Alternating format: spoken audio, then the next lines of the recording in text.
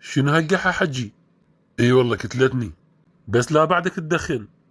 علماني على الجقاير والتتن، وكبيه يشرب له خلص باكيته. اي طبعا بعد ندخن. يا بدك طحها ما تقلي تشلبت، مو اني هم شيت مثلك ادخن، والا سوت عندي ضغط وسكر يلا تركتها. بس هسه الحمد لله صحتي احسن. وداعتك ماكو هالشي، انا جاي ادخن يوميا 3 باكيتات، والحمد لله صحتي كل الزينه. يعني معقوله هاي السنين كلها ما اثر عليك التدخين؟ اي وعيونك، الف الحمد لله والشكر، صحتي كل الزينه، لا ضغط ولا سكر. بس شغله واحده صارت عندي. ايش صار عندك؟ من ورا الجقاير بس قمت اقح واضرط.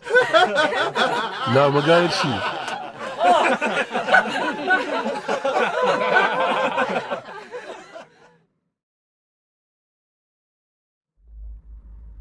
شوف يا اخي، هاي الآلام اللي معدتك سببها الأكل بالليل، فأريد من عندك منه هيجي بالليل تقطع الأكل. زين دكتور، والمعدة ما أدري هالدنيا اليوم. والله هسه هذا ايش تحكي وياه؟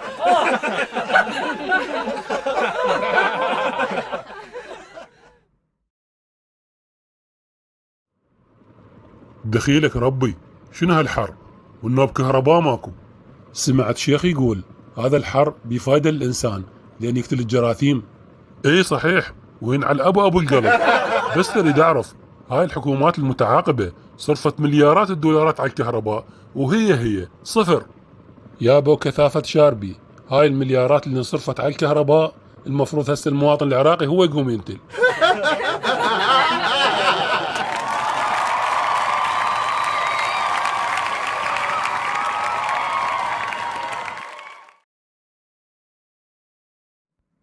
أنا طبيب التخدير، أريد منك بعض المعلومات قبل لا تدخلين العملية. هلا بيك دكتور، تفضل اسأل. إيش قد عمرك؟ 27 سنة. أنت متأكدة؟ ترى جرعة التخدير نعطيها حسب العمر. ها صدق؟ لعد 30 سنة. شوفي خلي أقول لك الشغلة، إذا العمر مو صحيح ممكن يصير عندك غيبوبة. دكتور الصدق 38 سنة. انتبهي، الشلل الكلي وارد إذا العمر غلط. شوف 49 سنة وها هي، ولو أموت بالعملية ما زود بعد.